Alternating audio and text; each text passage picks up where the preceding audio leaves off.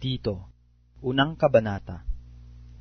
Si Pablo na alipin ng Diyos at apostol ni Hesukristo, ayon sa pananampalataya ng mga hinirang ng Diyos, at sa pagkaalam ng katotohanan na ayon sa kabanalan, sa pag-asa sa buhay na walang hanggan, na ipinangako ng Diyos na di makapagsisinungaling buhat pa ng mga panahong walang hanggan. Ngunit sa kanyang mga panahon ay ipinahayag ang kanyang salita sa pangangaral, na sa akin ay ipinagkatiwala ayon sa utos ng Diyos na ating tagapagligtas. Kay Tito na aking tunay na anak ayon sa pananampalataya ng lahat, biyaya at kapayapaan nawang mula sa Diyos Ama at kay Kristo Jesus na tagapagligtas natin. Dahil dito'y iniwan kita sa Kreta, upang husayin mo ang mga bagay na nagkukulang at maghalal ng mga matanda sa bawat bayan na gaya ng ipinagbilin ko sa iyo.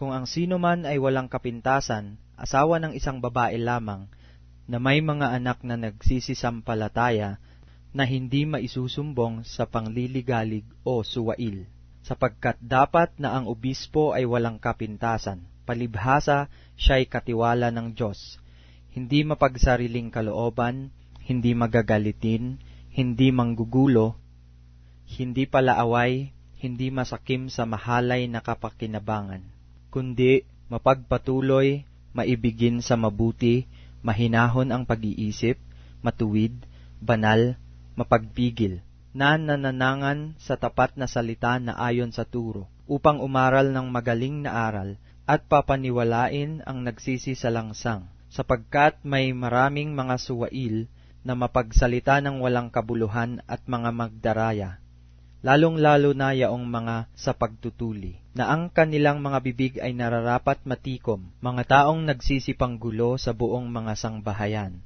na nangagtuturo ng mga bagay na di nararapat, dahil sa mahalay na kapakinabangan. Sinabi ng isa sa kanila rin, ng isang propetang sarili nila, ang mga taga-Kreta kailanpaman ay mga sinungaling, masasamang hayop, matatakaw na mga tamad. Ang patotoong ito ay tunay, dahil dito'y sawayin mong may kabagsikan sila, upang mga pakagaling sa pananampalataya, na huwag mga kinig sa mga katha ng mga Hudyo, at sa mga utos ng mga tao na nangagsisisinsay sa katotohanan. Sa malinis, ang lahat ng mga bagay ay malinis. Tatapwat sa nangahawa at di nagsisisampalataya ay walang anumang malinis, kundi pati ng kanilang pag-iisip at kanilang budhi ay pawang nanghawa. Sila'y nangagpapanggap na nakikilala nila ang Diyos, ngunit ikinakaila sa pamamagitan ng kanilang mga gawa. Palibhasa'y mga malulupit at mga masuwayin at mga itinakwil sa bawat gawang mabuti. Ikalawang kabanata. Ngunit magsalita ka ng mga bagay na nauukol sa aral na magaling, na ang matatandang lalaki ay maging mapagpigil, mahusay, mahinahon ang pag-iisip, magagaling sa pananampalataya, sa pag-ibig, sa pagtitiis. Na gayon din ang matatandang babae ay maging magalang sa kanilang kilos, hindi palabintangin, ni paalipin man sa maraming alak, mga guro ng kabutihan, upang kanilang maturuan ang mga babaeng may kabataan na magsiibig sa kani-kanyang asawa, magsiibig sa kanilang mga anak, mangagpakahinahon.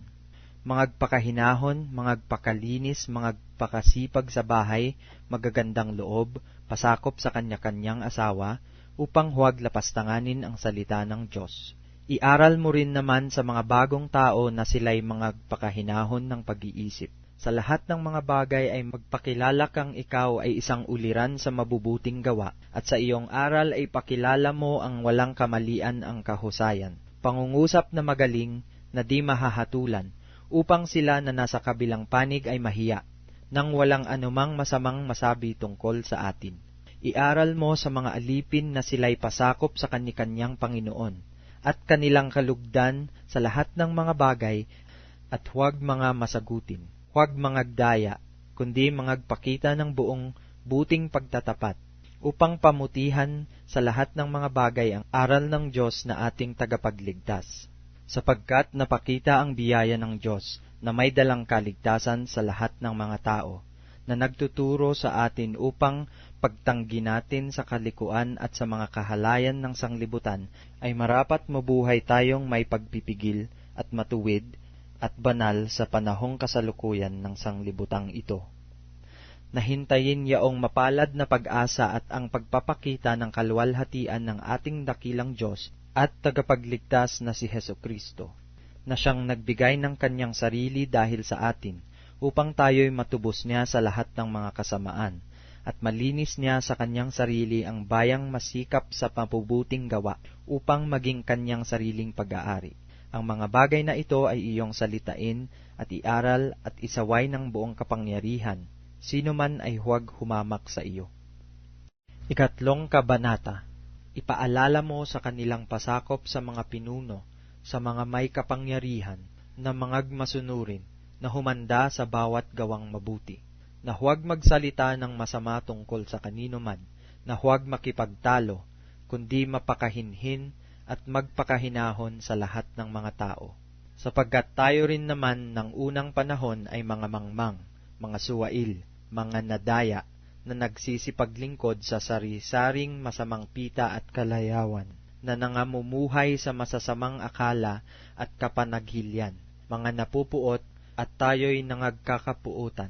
Ngunit nang mahayag na ang kagandahang loob ng Diyos na ating tagapagligtas at ang kanyang pag-ibig sa tao, na hindi dahil sa mga gawa sa katuwiran na ginawa nating sarili, kundi ayon sa kanyang kaawaan ay kanyang iniligtas tayo sa pamamagitan ng paghuhugas sa muling kapanganakan at ng pagbabago sa Espiritu Santo, na kanyang ibinuhos ng sagana sa atin sa pamamagitan ni Hesukristo na ating tagapagligtas, upang sa pagkaaring ganap sa atin sa pamamagitan ng kanyang biyaya, ay maging tagapagmana tayo ayon sa pag-asa sa buhay na walang hanggan.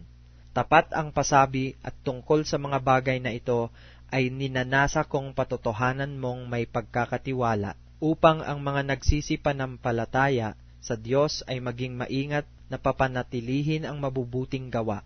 Ang mga bagay na ito ay pawang mabubuti at mapapakinabangan ng mga tao.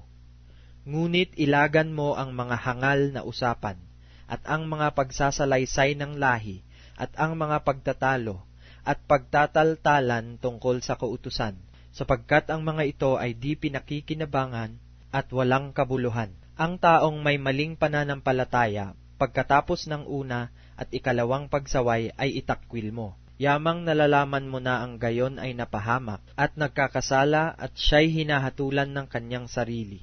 Pagkasusuguin ko sa iyo si Artemas o si Tikiko, ay magsikap kang pumarini sa akin sa Nicopolis, sapagkat pinasyahan kong doon matira sa Tagginaw. Suguin mong may sikap si Zenas na tagapagtanggol ng kautusan at si Apolos sa kanilang paglalakbay, upang sila'y huwag kulangin ng anuman.